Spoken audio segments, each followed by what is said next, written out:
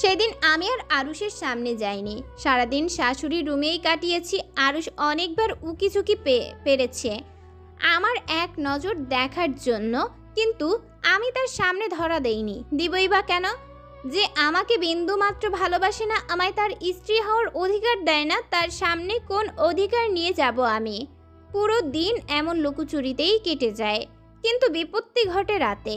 রুমের বাইরে পায়চারি করছি, ভিতরে যাব কিনা তা ভাবছি। কেননা সে আরুষকে ফেস করতে চায় না, তাই সে সিদ্ধান্ত নেয় আরুষ ঘুমিয়ে পড়লেই রুমে যাবে। রাত প্রায় 12টা বাজে। এতক্ষণে তো আরুষের ঘুমিয়ে যাওয়ার কথা, তাই সায়রাও কিছু না ভেবে রুমে ঢুকে যায়। যেই রুমে ঢুকেছে, কেউ ঝড়ের গতিতেই সে সায়রাকে দরজার সাথেই চেপে ধরে। ঘটনা এত দ্রুত হওয়ায় সায়রা কিছুটা কেঁপে ওঠে, কিন্তু সামনে থাকা মানুষটাকে দেখে সায়রা রীতিমতো ভয়ে কাঁপতে থাকে। সামনে আরুষ রক্তিম চোখে তাকিয়ে আছে ওর দিকে। চোখ মুখ ভীষণ লাল, বুঝাই যাচ্ছে প্রচণ্ড রেগে আছে, কিন্তু সায়রা তার রেগে থাকার কারণ খুঁজে পাচ্ছিল না। সারাদিন কোথায় ছিলে? হ্যাঁ, কতবার ডেকেছি, কানে যায়নি? ধমকের স্বরে বলল। কেন ডেকেছিলেন? চোখ ছোট ছোট করে জিজ্ঞেস করি। তা দেখে আরুষ থমথমে খেয়ে যায়। সে এখন কি বলবে? কেন ডেকেছিল সে সায়রাকে? আরুষের এমন থমথম অবস্থা দেখে বলে, কি মনে করেছিলে এই বাড়ি ছেড়ে চলে গেছি, নাকি চলে যাব ভেবেছিলে? আচ্ছা, তুমি তো আমাকে কাল রাতে আপন করে নিয়েছিলে শুধুই তোমার কাছে বন্দি করে রাখার জন্য, যাতে তুমি আমার ওপর নিজের প্রতিশোধটা নিতে পারেন, তাই তো? চিন্তা করো না, আমি এ বাড়ি ছেড়ে যাচ্ছি না। তুমি আরামসে আমার ওপর তোমার প্রতিশোধ নিতে পারবে। সায়রা এমন কথায় আরুষের বেশ রাগ হয়। রাগের বশে সায়রাকে না আঘাত করে বসে, তাই সে সায়রাকে ধাক্কা দিয়ে সরিয়ে রুম থেকে বেরিয়ে ছাদে চলে যায়। আর সায়রা সেখানে মাটিতে বসে হাঁটু মুড়ে মুখ গুজে কাঁদতে থাকে। এদিকে ছাদে আরুষ ছাদের মাঝে বরাবরই এক কার্পেটের উপরে মাথায় নিজে হাত দিয়ে শুয়ে আছে। আকাশটা আজ মেঘলা, কালো মেঘ জমে আছে, হয়তো কিছুক্ষণের মধ্যেই বৃষ্টি নামতে পারে। আজ আকাশটার সাথে নিজের অনেক মিল পাচ্ছে সে, কেননা তার মনের মধ্যেও যে এমন কালো মেঘ জমে আছে। কিন্তু সেই কালো মেঘ দূর করতে চেয়ে সে বৃষ্টি হয়ে নেমে আসে, কিন্তু তার মনের মেঘগুলো বৃষ্টি হয়ে নামতে পারে না। আজ সেই 2 বছর আগের কথা মনে পড়ছে তার, যখন সায়রা আর ওর সম্পর্ক ভালোবাসায় পূর্ণ ছিল। সেখানে ছিল দুষ্টু মিষ্টি খুনসুটি আর অফুরন্ত ভালোবাসা। এইসব ভাবতে ভাবতেই আরুষ ডুবতে সেই 2 বছর আগে স্মৃতিগুলোতে। ছোটবেলা থেকেই আরুষ বেশ রাগী আর জেদি টাইপের ছেলে ছিল, আর একঘেয়েও। সবার সাথে বেশি কথা বলতো না, বেশিরভাগ নিজের রুমেই থাকতো। আরুষ পড়ালেখায় বেশ ভালোই, অলওয়েজ টপ করতো, তাই সে সকলের কাছেই ছিল প্রিয়। এরই মধ্যে সায়রা হয়। সায়রা হচ্ছে ওর খালাতো মেয়ে বোন। আরুষের এখনো মনে আছে ও যখন সায়রাকে দেখতে যায় আর ওর হাত সায়রা খপ করে ধরে, হাত ধরে ফেলে। আরুষের তখন কেমন যেন এক অনুভূতি হয়েছিল। তখন থেকেই আরুষ সব সময় সায়রার সাথেই থাকতো। আরুষ প্রতিদিন সায়রার কাছে আসতে চাইতো বলে তারা নিজের বাসা শিফট করে সায়রাদের এলাকাতেই চলে আসে, যাতে যখন তখন আসা যাওয়া করতে পারে। আরুষ সবসময় সায়রাকে আগলে রাখতো। সায়রা বাবারা আর্থিক দিক দিয়ে আরুষের বাবার থেকে ভালো ছিল, কিন্তু তাতে তারা কোনো সময় মেলভাব করেনি। এইভাবে দেখতে দেখতেই সায়রা আর আরুষ বেড়ে ওঠে। সায়রা ছোট থেকে আরুষের জন্য পাগল ছিল। সব কিছুই তাকে তাকে আরুষ ভাই চাই মানে চাই, আর আরুষেরও সায়রাকে ছাড়া চলেই না। সায়রা যত বড় হতে থাকে তখন বুঝতে পারে যে সে আরুষকে ছাড়া অচল। আরুষের তার এক আলাদা অনুভূতি, যা আর যাই হোক ভাই বোনের সম্পর্ক থেকে অনেক উপরে, কিন্তু এই অনুভূতির নাম কি তা জানা নেই। এইভাবে দেখতে দেখতে যখন সায়রা ক্লাস 10-এ পড়ে, তখন একদিন বাসায় আসার সময় সায়রা দেখে আরুষের সাথে একটা মেয়ে খুব হাসাহাসি করে ঢলাঢলি করে কথা বলছে। তা দেখে সায়রার মাথা গরম হয়ে যায়। তখন সে গিয়ে ধাক্কা দিয়ে মেয়েটাকে ফেলে দেয়। তা দেখে আরুষ আর ওই মেয়েটা অনেকটাই অবাক ছিল। আরুষ এরকম অসভ্যতা দেখে সায়রাকে এক থাপ্পড় দেয়। সায়রা ফ্যাল ফ্যাল করে আরুষের দিকে তাকিয়েছিল। আনুশ কিছু জিজ্ঞেস করার আগেই সে সেখান থেকে দৌড়ে বাসায় চলে যায়। সেদিন থেকে প্রায় 1 সপ্তাহ সায়রা বাসা থেকে বের হয়নি, কেননা এই প্রথম আরুষ তাকে মেরেছে, তাও আবার অন্য এক মেয়ের জন্য। সায়রা তা মানতে পারছিল না, তাই রাগে কষ্টে সে আরুষ থেকে দূরে থাকছিল। আরুষ ওদের বাসায় গেলেও সায়রা ওর সামনে আসেনি। একদিন ছাদে সায়রা দাঁড়িয়েছিল, তখন আরুষ এসে খপ করে হাত ধরে বলে, কি সমস্যা কি? কই কি সমস্যা ভাইয়া? সমস্যা না হলে আমার সামনে আসিস না কেন? বাসা থেকেও তো বের হোস না। ভালো লাগে না তাই। এই বলে নিজের হাত ছাড়িয়ে নেয়। আরুষ প্রায় অবাক ছিল, কেননা সায়রা কোনো সময় ওর সাথে এমন বিহেভ করেনি। তোর কি হয়েছে? কোথায় কি হয়েছে? কিছুই হয়নি, আমার ঘুম পাচ্ছে, আমি ঘুমাতে গেলাম। ইগনোর করছিস? সায়রা এক তাচ্ছিল্যর হাসি দিয়ে, আমি ইগনোর করার কে? দেখ, আমি জানি তুই আমার উপরে রেগে আছিস, কিন্তু তুই যে এমন অসভ্যতা আমি করবি আমি বুঝতেই পারিনি। তুই রিনাকে অকারণে ধাক্কা দিলি, তাই আমার রাগ উঠেছে, আর তাই তোকে আমি থাপ্পড় দিয়ে বসি। সরি, আমার এমন করাটা উচিত হয়নি। তাহলে তো আমার তোমাকে 20টা থাপ্পড় দেওয়া উচিত, তাই না? মানে? তুমি যেমন একটা মেয়ের সাথে কথা বলছিলে, তেমনি আমার সাথেও তো অনেক ছেলে কথা বলতে আসে, কিন্তু তুমি তখন কি করো? তাদের মারা শুরু করো আর থ্রেট দাও যাতে আমার সামনে না আসে আর আমার থেকে যেন 100 হাত দূরে থাকে। আর সেই জায়গায় আমি তো জাস্ট একটা ধাক্কা মেরেছি, আর তাতে তুমি আমায় থাপ্পড় মারলে। তাহলে আমারও তো থাপ্পড় মারা উচিত তোমায়, তাই না? দেখ, তোর কথা আমার কথা এক না। কেন এক না? আমি মেয়ে বলে নাকি তুমি ছেলে বলে? তুমি চাইলে 100টা মেয়ের সাথে কথা বলতে পারবে, আর আমি না। কেন? আমার বুঝি কষ্ট হয় না তোমায় অন্য মেয়ের সাথে দেখলে? তোর কেন কষ্ট হবে? তুমি বুঝো না। না, বুঝি না, বল। ভালোবাসি তাই। হ্যাঁ আরুষ ভাই, তোমাকে আমি অনেক বেশি ভালোবাসি। সহ্য হয় না তোমার সাথে অন্য কারোর সাথে। তুই আমায় ভালোবাসিস? Nice joke. এখনো পিচ্ছি না টিপলে দুধ বের হবে, সে কিনা আমাকে ভালোবাসে। কেন তুমি আমায় ভালোবাসো না? না, বাসি না। তোকে ভালোবাসতে যেন আমার বই গেছে। তাহলে আমার জন্য তুমি অন্যের সাথে ঝগড়া করো কেন? আমাকে সবসময় নিজের চোখে চোখে রাখো কেন? তুই আমার বোন, আর বোনের হেফাজত করা আমার দায়িত্ব, তাই। আর কিছুই না? না। ঠিক আছে, আমিও দেখব তুমি কতদিন আমার ভালোবাসা অস্বীকার করো। দেখা যাবে। এই বলেই সায়রা চলে যায়, আর আরুষ ওর যাওয়ার দিকে তাকিয়ে থাকে। ওর ভেতর থেকে এক দীর্ঘশ্বাস বেরিয়ে আসে। সেও যে সায়রাকে নিজের থেকে বেশি ভালোবাসে, কিন্তু ও এখনো ছোট, ওকে এখন এইসব এর সাথে জড়ানো ঠিক না। তাই আরুষ মানা করে দেয়, কেননা এতে ওর পড়ার ক্ষতি হবে। তার উপরে দুনিয়ার কিছু বোঝে না, তাই আপাতত দূরে থাকাটাই বেটার। কিন্তু সায়রা তো নাছোড়বান্দা। সেদিনের পর থেকে সায়রা আরুষের পিছনেই পড়ে আছে। উঠতে বসতে ও শুধু একটাই কথা, ভালোবাসি ভালোবাসি। প্রথমে আরুষের গুরুত্ব না দিলেও সায়রা এর অত্যাচার বাড়তেই থাকে। যখন তখন ফোন দিয়ে বলা ভালোবাসি, রাস্তাঘাটে ওর ফ্রেন্ডদের সামনে বলে বসে ভালোবাসি। একবার তো সকলের সামনে আরুষকে গালে কিস করে বসে। ব্যাস, আরুষের ধৈর্যের সীমা পেরিয়ে যায় আর থাপ্পড় মেরে বসে, আর যা নয় তা বলে দেয়। সেই দিনের মতো সায়রা আর কিছু না বলে বাসায় চলে আসে। এরপর থেকে সায়রা আর আরুষকে জ্বালায় না, ফোন দেয় না, সামনেও আসে না। এই পর্যন্ত কি কথাও বলে না। আরুষ বুঝতে পারছিল না সে কি করবে। সে তো সায়রার ভালোবাসার জন্য এসব করছিল, কিন্তু এতে যে সায়রা দূরে সরে যাবে বোঝেনি।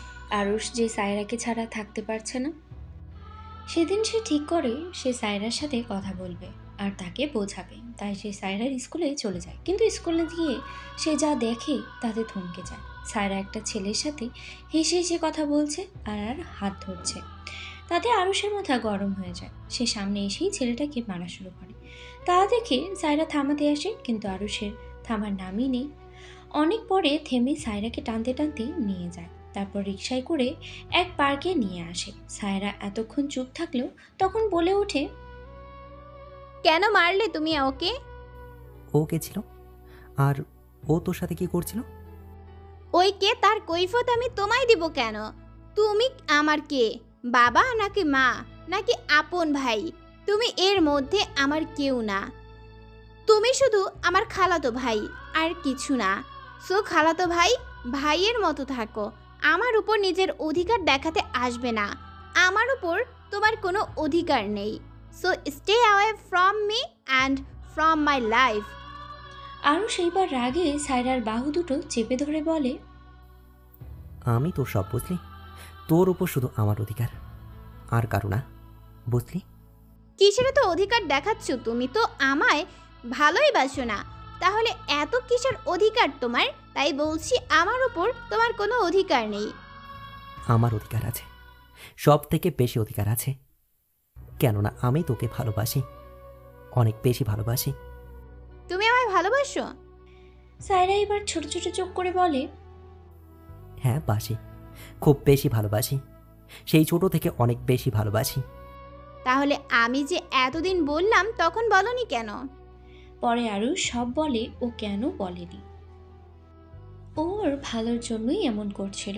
আর এটাও বলে যদি ওর সাথে প্রেম করতে চায় তাহলে ভালো মতো পড়াশোনা করতে হবে, কোনো হেলামি চলবে না। তাতে সায়রা বোঝে আর কথা দেয় যে সেও মন দিয়ে পড়াশোনা করবে। এভাবেই ওদের প্রেম শুরু হয়। ভালোই কাটছিল ওদের দিন। সায়রাও কলেজ শেষ করে ভার্সিটিতে ওঠে, আর আরুষ পড়ালেখা শেষ করে জব খুঁজতে থাকে। এর মধ্যে আরুষের এক ফ্রেন্ড হয় রোহান।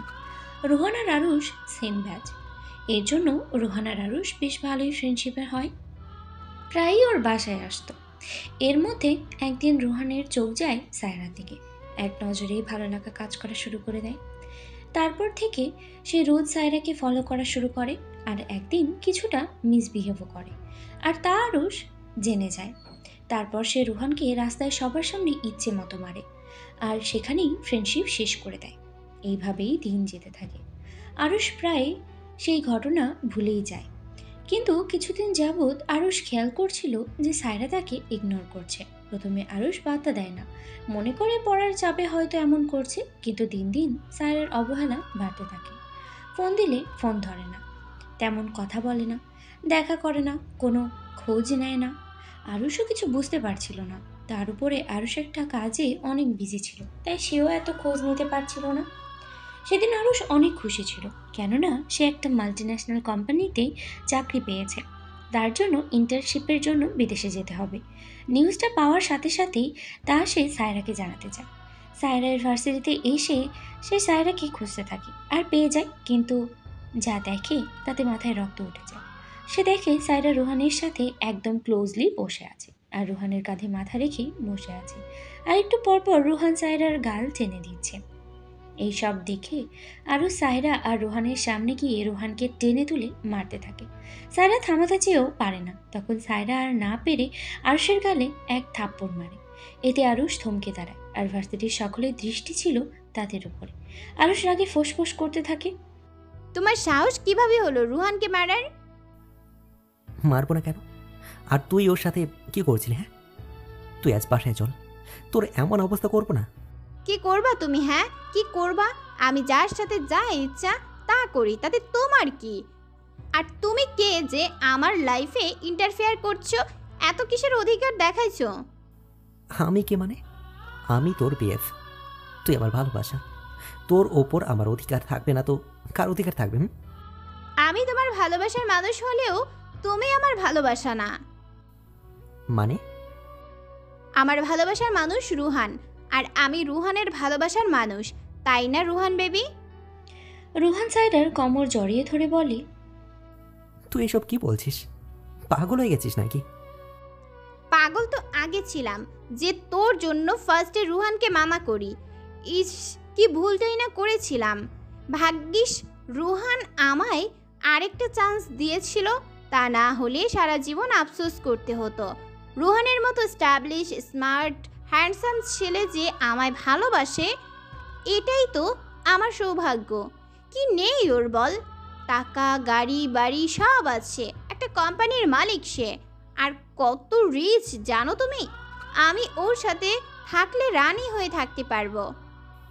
তুই না আমায় ভালোবাসিস, তাহলে তুই কি করে রোহানের সঙ্গে যেতে পারিস? তোমায় ভালোবেসে পেলামটা কি শুনি? কিছুই না, শুধু নিজের টাইম ওয়েস্ট করছি। হয়তো এক সময় তোমায় ভালোবাসতাম, কিন্তু এখন বাসি না। আমি এখন রুহানকে ভালোবাসি, আর ও আমার ভালোবাসা হবেই বা না কেন? কি নেই ওর কাছে বলো? টাকা, বাড়ি সব আছে। আমায় সব সময় সুখে রাখতে পারবে।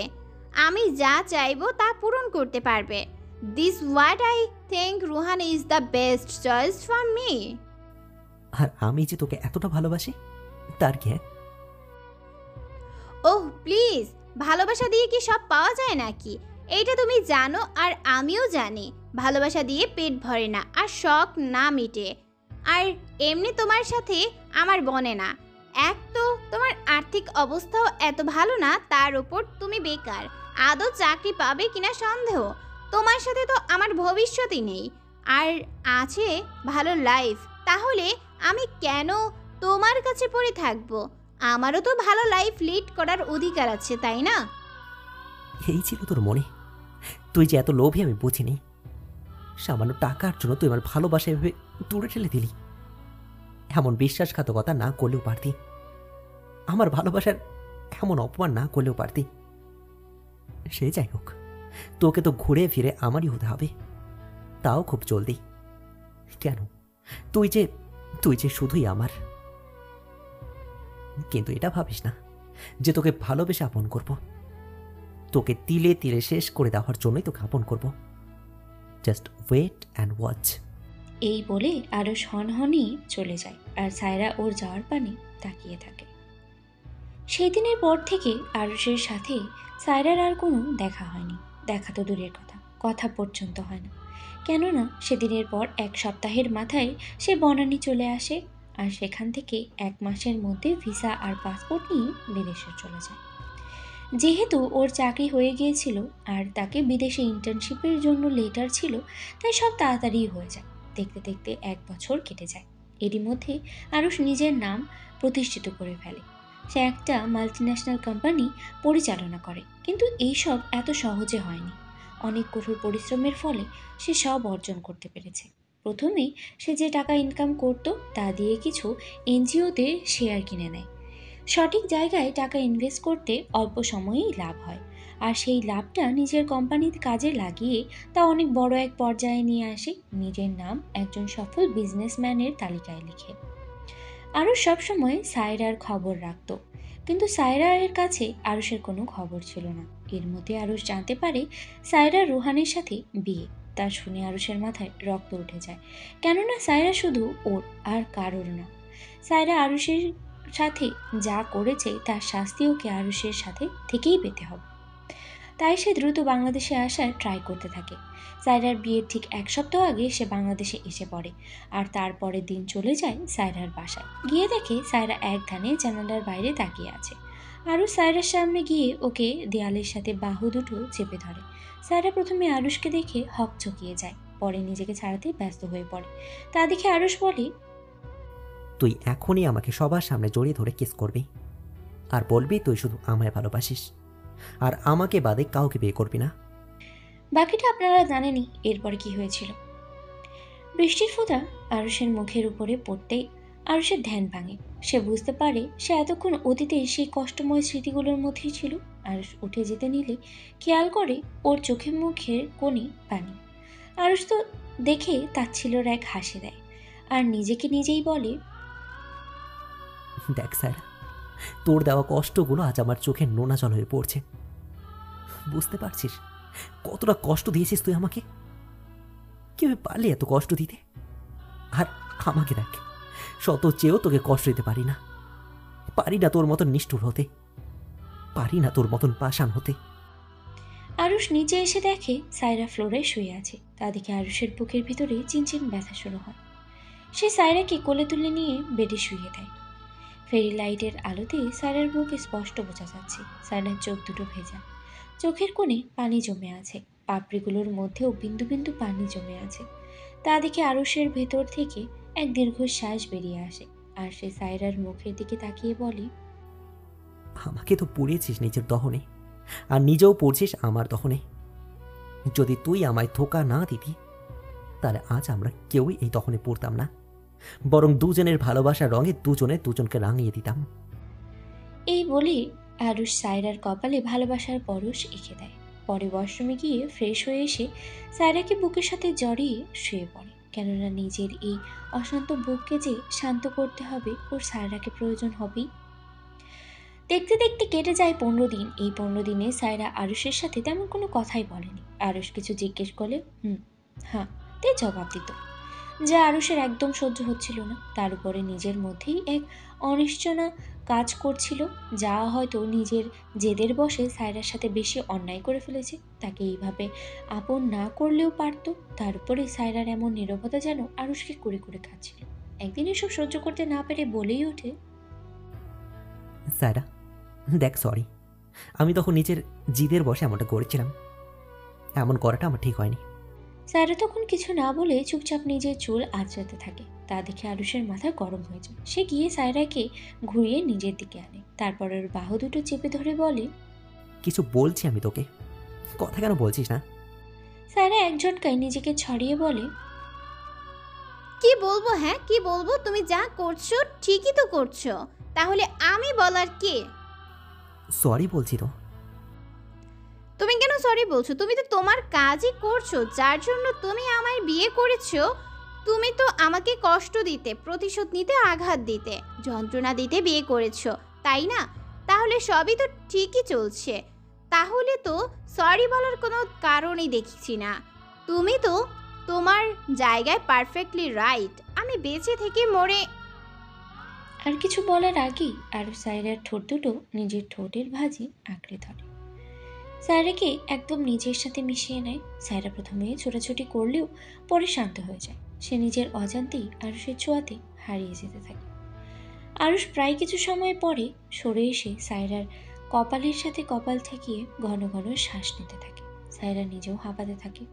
তখন আরুষ শান্ত গলায় বলে, তোকে কষ্ট দেব, আঘাত করব, যন্ত্রণা দেব, তোর থেকে প্রতিশোধ নেব, কিন্তু তোকে কখনো নিজের থেকে দূরে যেতে দেব না। তোকে নিজের অধীনের বাইরে যেতে দেব না। তোকে সব সময় নিজের মাঝে আবদ্ধ করে রাখবো। তুই সারা জীবন আমার পাশে থাকবি আমার বউ হয়ে। তোমার ওপর সব থেকে বেশি অধিকার আমার, কেননা তুই যে শুধুই আমার। আর ভালোবাসা। আরুষ মুচকি হেসে আর কিছু না বলে সায়রার ঠোঁট দুটো আবার নিজের ঠোঁটের ভাঁজে নিয়ে নেয় আর পরম আয়েসে সায়রার ঠোঁট দুটো শুষে নিতে থাকে। আরুষের এই ভালোবাসার স্পর্শে সায়রা বুঝে যায় আরুষের মনের কথা। সে ভালো করেই জানে আরুষ ওকে নিজের থেকেও বেশি ভালোবাসে, কিন্তু রাগ আর অভিমানের কারণে তা বলতে পারছে না। তাই সে আর কথা বাড়ায় না, কারণ তার যা উত্তর পাওয়ার ছিল তা সে পেয়ে গেছে। আরুষ হঠাৎ সায়রাকে পাজাকোলা করে তুলে নিয়ে বিছানায় শুয়ে দেয় আর সায়রার গলায় মুখ গুজে। সেই দিন সায়রাকে আপন করে নেওয়ার পরে সায়রার প্রতি ওর নেশা আরও বেড়েই চলেছে। না চাইতেও সে সায়রার কাছে ছুটে চলে যায়, কেননা এই নেশা থেকে যে মুক্তি পাওয়া বড়ই তাই তো আজ সে যখন সায়রাকে কাছে পেয়েছে সে আবার সেই নেশায় ডুব দিতে চায়। রাত 3টা। আরুষ সায়রাকে জাপটে ধরে গলায় মুখ গুজে বেঘরে ঘুমাচ্ছে, যেন কত রাত ঘুমায়নি। আর সায়রা অলক্ষীনভাবে ওকে দেখেই চলেছে। এই দেখার যেন কোনো শেষ নেই। সায়রা ভাবছে কতটাই না কষ্ট দিয়েছে সে আরুষকে, কিন্তু সেই বা কি করতো? সে বাধ্য ছিল এইসব করতে। এই কথা ভাবতে ভাবতেই তার অতীতের সেই স্মৃতিগুলো সামনে এসে পড়ে, আর সায়রা না চাইতেও ডুব দেয় সেই 3 বছর আগের স্মৃতিতে। আরুষের সাথে আমার দিনগুলো তখনই ভালোই কাটছিল। নিজের চাইতে বেশি ভালোবেসে ফেলেছিলাম ওকে। ওর জন্য সব কিছু করতে পারতাম। ওই যেভাবে বলতো ওইভাবেই চলতাম। ওর কথা অনুযায়ী পড়ালেখাও ঠিকমতো করতাম। তখন আমি কলেজের 2nd ইয়ারের স্টুডেন্ট। সামনে ছিল এইচএসসি এর মতো বড় প্যারা। সকলেরই পড়ালেখার ধুমছে চালু, আমারও একই অবস্থা। কিন্তু এর মধ্যে কিছুদিন ধরে এক অচেনা নাম্বার থেকে কল আসা শুরু করে, কিন্তু আমি পাত্তা দিতাম না আর কল ধরতামও না। তার উপর কয়েকদিন ধরে খেয়াল করি একটা ছেলে আমায় ফলো করে। আমি যেখানেই যাই সে এসে হাজির। আস্তে আস্তে আমার ভয় করতে শুরু করে। এইদিকে আরুষকেও বলতে পারছিলাম না, কেননা ওকে জানালে সোজা মারামারিতে এসে পড়বে। তাই কিছু জানায়নি। একদিন সেই ছেলেটি আগ বাড়িয়ে কথা বলতে আসে। আমি ভয়ে সেই দিন দৌড়ে চলে আসি। তারপর থেকে আমি বায়না ধরি আরুষ যাতে আমায় নিয়ে যায় আর নিয়ে আসে। আরুষও আমার কথা ফেলতে না পেরে আমায় দিয়ে আসতো আর নিয়ে আসতো। আরুষের সাথে থাকলে কেন জানি নিজেকে অনেক সেফ মনে হতো। আরুষের সাথে যাওয়া আসার পর আমি আর সেই ছেলেকে দেখিনি। আমিও আস্তে আস্তে সেই ছেলের কথা ভুলে যাই আর পরীক্ষায় মনোযোগ দেই। দেখতে দেখতে পরীক্ষা শেষ হয়। এর প্রায় 3 মাস পর রেজাল্টও দেয়। জিপিএ 5 পাই। অতপর ভালো এক ভার্সিটিতে ভর্তি হই। এর মধ্যে আরুষও চাকরি খুঁজতে থাকে। ওর কথা ছিল চাকরি হওয়ার 2-3 মাস পরেই সে আমায় বিয়ে করবে। আমি তো তখন সেই খুশি আমাদের ভালোবাসা পূর্ণতা পাবে বলে। কিন্তু সেই খুশি বেশি দিন টিকলো না। একদিন আমি আরুষের বাসায় যাই ওর ফেভারিট মোরগ পোলাও রেঁধে। সেদিন গিয়ে আমি সোফায় বসে থাকা ব্যক্তিকে দেখে ভয় পেয়ে যাই। কেননা সোফায় ওই রাস্তার ছেলেটি বসা, যে কিনা আমায় ফলো করত। আমি কিছু বলার আগে আরুষ এসে পরিচয় করিয়ে দেয় ওই ছেলের নাম রুহান আর সে আরুষের ফ্রেন্ড। আমি তখন মুখে জোরপূর্বক হাসি টেনে হ্যালো বলে এসে পড়ি। এই থেকে শুরু জ্বালা। রুহান দিন রাত খালি আমায় কল দেওয়া শুরু করে, বিভিন্ন টাইপের মেসেজিং করে। আমি প্রতিবার ওর নাম্বার ব্লক লিস্টে দিয়ে দিতাম, কিন্তু সে দম্বার পাত্র নয়। সে আবার নতুন সিম দিয়ে কল আর মেসেজিং করত। একদিন সে হুট করে আমার ভার্সিটিতে সকলের সামনে প্রপোজ করে বসে। তখন আমার ধৈর্যের সকল সীমা পেরিয়ে যায় আর আমি ওকে থাপ্পড় না মেরে দেই। তখন সে আমায় টানতে টানতে গাড়ির সামনে নিয়ে যায়, কিন্তু গাড়িতে ওঠার আগেই আরুষ এসে ওকে আটকায় আর ভার্সিটির সকলের সামনেই এবড়ো থেবড়ো মারা শুরু করে। আমি ওকে অনেক কষ্টে আরুষকে থামাই আর আরুষ সেই দিন রুহানের সাথে ফ্রেন্ডশিপ শেষ করে আমাকে নিয়ে চলে আসে।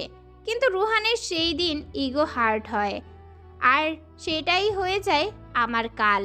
একদিন ভার্সিটি থেকে ফিরছি, এমন সময় রুহান ওর গাড়ি নিয়ে আমার সামনে এসে দাঁড়ায়। রুহান গাড়ি থেকে বের হয়ে এসে আমার সামনে দাঁড়ায়। আমি রুহানকে দেখে পাশ কাটিয়ে যেতে নিলে রুহানের কথায় থমকে দাঁড়াই। আজ আমার ইগনোর করা ভুল করো না, তা না হলে তোমার আরুষের জান বাঁচবে না। আমি অবাক হয়ে রুহানের দিকে ঘুরে দাঁড়াই আর বলি, মানে? যা শুনলে তাই। এখন কথা না বাড়িয়ে গাড়িতে ওঠো, কথা আছে। আমি কোথাও যাব না। ভেবে বলছো তো? কেননা তোমার জানের জান এখন আমার হাতে। তুমি যদি এখন আমার সাথে না চলো তাহলে তোমার আরুষ আর কালকে সূর্য উদয় দেখতে পারবে না। এমন ফিল্মি ডায়লগ না মেরে কি বলতে চাচ্ছ তা বলো। ভয় হচ্ছে, কিন্তু ভয়কে দমিয়ে রেখে সাহস জুগিয়ে বললাম, ওকে, তাহলে শোনো, তুমি এখন আমার সাথে রিলেশনে না যাও তাহলে আমি তোমার আরুষকে জানে মারতে বাধ্য হব। আর তুমি ভালো করেই জানো আরুষকে রাস্তা থেকে সরাতে আমার 2 মিনিটও লাগবে না। কি যা তা বলছো? আমি যা তা বলছি, তাই না? ওয়েট। এই বলে মোবাইলে কাউকে ভিডিও কল দিল, তারপরে তা সায়রার সামনে ধরলো। সেখানে দেখা যাচ্ছে আরুষ ফর্মাল লুকে হাতে ফাইল নিয়ে রাস্তায় রিকশার জন্য দাঁড়িয়ে আছে। তখন হাত থেকে ফাইল পড়ে যায়। আরুষ তা উঠিয়ে কাগজগুলো ঠিক করতে থাকে আর ওর পেছনেই এক ট্রাক এর মতো কিছু একটা দাঁড়িয়ে আছে, যার ইঞ্জিন চালু। আর আরুষের পিছনে এক লোক দাঁড়িয়ে আছে, কিন্তু আরুষের সেদিকে খেয়াল নেই। সে নিজের কাগজগুলো গোছাতে ব্যস্ত। তার আশেপাশে কি হচ্ছে তার কোনো হুঁশ নেই তার। আমার এক ইশারাতে ট্র্যাকটি চালু হয়ে যাবে, আর ট্র্যাকটি কাছে আসতেই আরুষের পিছনে থাকা ব্যক্তিটি আরুষকে ধাক্কা দিয়ে সেই ট্র্যাকের সামনে ফেলে দিবে। আর ট্রাক আরুষের উপর দিয়ে চলে যাবে। আর তোমার আরুষ। কেন করছো এমন? কোয়েশ্চেন। তাহলে শুনো, তুমি আর আরুষ মিলে আমায় যে সকলের সামনে যে অপমান করেছিলে তার প্রতিশোধ নিতে তোমাদের সাহস কীভাবে হয়? আর তোমাদের সাহস কীভাবে হয় রোহান চৌধুরীকে অপমান করার? এখন এর ফল তোমাদের ভুগতে হবে। ভুগতেই হবে। এখন তুমিই বলো, আমি কি করি? জানে মেরে ফেলবো কি আরুষকে? না, তুমি এমন কিছু করবা না। তুমি নিজেই আরুষকে নিজের থেকে দূরে সরিয়ে দিবে আর ওকে সকলের সামনে ইনসাল্ট করবে, ওকে নিচু করবে। আমি এইসব করতে পারবো না। করতে তো তোমায়, তা না হলে? ভিডিওতে ট্রাকটি চলতে শুরু করে। আস্তে আস্তে সেই ট্রাকটি আরুষের সামনে এসে পড়ে, আর পিছে থাকা মানুষটি আরুষকে ধাক্কা দেওয়ার জন্য প্রস্তুত হতে থাকে। কি করবে কিছু বুঝতে না পারে সায়রা। যখন দেখছে ট্রাকটা ক্রমশ এগিয়ে আসছে, তখন সায়রা আর কিছু না ভেবে চিল্লিয়ে ওঠে। আমি রাজি, তোমার সকল শর্তে আমি রাজি। এ কথা শুনে রোহানের মুখে এক পৈশাচিক হাসি ফুটে ওঠে, আর রোহান ফোনটা নিয়ে কাকে যেন কি বলে, আর লোকটা সরে আসে, আর ট্রাকটিও পাশ কাটিয়ে চলে যায়। সেদিনের পর থেকেই সায়রা আরুষকে ইগনোর করতে শুরু করে, আর না চাওয়া সত্ত্বেও রোহানের সাথে মিশতে শুরু করে। আর সেই দিন আরুষ যখন সায়রার সাথে দেখা করতে যায়, তখন রোহান কিভাবে যেন খবর পায় যে আরুষ সায়রার সাথে দেখা করতে যাচ্ছে, তাই সে আগেই সায়রার কাছে চলে যায়, আর সায়রাকে বলে আজ আরুষকে অপমান করতে, আর এমন ভান করতে যে সে এখন আরুষকে ভালোবাসে না, আর না তাকে চায়। সায়রা ভালো করেই জানতো আরুষকে সে যাই বলুক না কেন আরুষ বিশ্বাস করবে না, তাই সে টাকার কথা তোলে যাতে আরুষ অপমানিত হয় আর নিজ থেকে দূরে চলে যায়। তাই সায়রা সেদিন ওই সকল কথাগুলো বলে। সেই দিনের পর থেকে সায়রা হাসতে ভুলে যায়, কারোর সাথে কোনো কথা বলতো না, চুপচাপ থাকতো, ভার্সিটিতে মন মরা হয়ে থাকতো, মাঝরাতেই কেঁদে উঠত। আর সে শূন্যতা সায়রাকে করে করে খাচ্ছিল। নিজের ভালোবাসাকে এইভাবে দূরে সরিয়ে রাখতে পারছিল না সায়রা, কিন্তু ও যে নিরুপায়। তখন ভালো মন্দ বোঝার ক্ষমতা ওর মধ্যে ছিল না। শুধু একটাই কথা সায়রার মাথায় ঘুরঘার করছিল, যে যেভাবেই হোক আরুষকে বাঁচাতে হবে, ওর নিজের জীবন দিয়েও আরুষকে বাঁচাতে হবে। আজ সায়রা আরুষকে তো বাঁচিয়ে ফেলেছে, কিন্তু ওর বদলে ও নিজের বাঁচা ভুলে গিয়েছিল। দিন দিন ডিপ্রেশনে চলে যাচ্ছিল। সায়রার এই অবস্থা দেখে একদিন জান্নাত ওর কাছ থেকে সব জানতে চায়। আশা সায়রা কেন আরুষের সাথে এমন করলো, তখন সায়রা আর না পেরে ওকে জড়িয়ে ধরে কান্না শুরু করে দেয়, আর সব কিছু খুলে বলে। এইসব শুনে জান্নাত সায়রাকে শান্ত করে দিতে থাকে, আর সায়রাও পরে নিজেকে কিছুটা শক্ত করে ফেলে। আরুষের ভালোর জন্য সে ওকে দূরে থাকতেই হবে, সেটা সে ভেবে না। প্রায় 1 বছর পরে রুহান সায়রাদের বাসায় বিয়ের প্রস্তাব নিয়ে আসে। ভালো প্রস্তাব হওয়ায় সকলেই রাজি হয়ে যায়, সায়রাও রাজি হয়ে যায়, উপায় ছিল না কারণ। কিন্তু সায়রা মনে মনে ভেবে রেখেছিল যে ও বিয়ের 3 দিন আগেই নিজেকে শেষ করে দেবে। কেন সেই দিনই, ওই দিন যেদিন আরুষ আর ওর ভালোবাসা গ্রহণ করেছিল, ওই দিনই ওদের প্রেমের কাহিনী শুরু হয়েছিল। তাই সায়রা সেই দিনই নিজেকে শেষ করে কাহিনীটা সেখানেই শেষ করে দিতে চেয়েছিল, কিন্তু পারল না। তার আগেই আরুষ এসে সায়রাকে নিজের করে নেয়। এসব ভাবতে ভাবতে কখন যে ঘুমিয়ে পড়ে খেয়াল নেই। সকালে ঘুমিয়ে আছে এমন সময় সায়রার মনে হলো ওর মুখের উপরে পানির ফোঁটা পড়ছে। তখন সায়রা আদো আদো চোখ খুলে আরুষের উপরে ঝুঁকে আছে দেখে, তার মাথা থেকে টিপ টিপ করে পানি চুয়ে চুয়ে তার মুখের উপরে পড়ছে। সায়রা তা দেখে ধরপড়িয়ে ওঠে। এতে সায়রা আরুষের মাথার সাথে দাম করে বাড়ি খায়। সায়রা নিজের কপালে হাত বুলাতে বুলাতে বলে, এমনি কি দেখছিলে? তোমাকে। ঘোরের মধ্যে থেকে কথাটি বলে। মানে? অবাক হয়ে বলল। সায়রার এমন কথায় আরুষের ঘোর কেটে যায়। সে বুঝতে পারে সে কি বলছিল, তাই সে কথা ঘোরানোর জন্য বলে, ইয়ে মানে, ও হ্যাঁ, আমি দেখছিলাম একটা মানুষ এত কি করে ঘুমায়, এত ঘুম কোত্থেকে আসে তোর? আজীব, এখন কি ঘুমাতেও পারবো না? কয়টা বাজে জানোস? 10টা বাজে। 10টা? এত বেলা করে বাড়ির বউ কখনো ঘুমায়? কি 10টা বাজে আর তুমি আমায় এখন ডাকছো? সরো, তাড়াতাড়ি ফ্রেশ হয়ে আমায় নিচে যেতে হবে। তো যা। বলে মিটিমিটি হাসতে থাকে। আমি হাসির কোনো কারণ খুঁজে না পেয়ে নিজের দিকে তাকিয়ে দেখি আমার জামা উল্টো পাল্টা হয়ে আছে। তা দেখে আমি লজ্জায় শেষ হয়ে যাই, তার সাথে আমার রাগও উঠে যায়। পারলে এই অসভ্যটাকে মেরে গুম করে দেই। নিজেকে জামা ঠিক করে বলি, ওই তুমি আমার দিকে এমনি তাকিয়ে আছো কেন? আগে কি মেয়ে দেখো নাই? অন্য দিক তাকাও, লজ্জা শরম বলতে কিচ্ছু নেই। এ তোকে দেখে আমার লজ্জা করবে কেন? আমি কি অন্যের বউকে দেখছি নাকি? নিজের বউকে দেখছি। নিজের বউকে দেখতে কিসে লজ্জা শুনি? আমি ছোট ছোট চোখ করে বলি, তুমি কি আদৌ আমাকে নিজের বউয়ের স্বীকৃতি দিয়েছো? আদৌ কি আমায় তোমার বউ মানো? আমার এই রকম প্রশ্নে আরুষ থেমে যায়। সে কি বলবে বুঝতে পারছিল না। কেননা এর জবাব ওর নিজের কাছেই নেই। আরুষ কথাটা এড়ানোর জন্য নিজের মুখের গম্ভীরতা এনে বলে, যা ফ্রেশ হয়ে আয়, আমি তোর জন্য ডাইনিং ওয়েট করছি। এই বলে আরুষ হন হনিয়ে চলে যায়। আর আমি তার যাওয়ার দিকে তাকিয়ে থাকি। আমার ভিতর থেকে এক দীর্ঘশ্বাস বেরিয়ে আসে।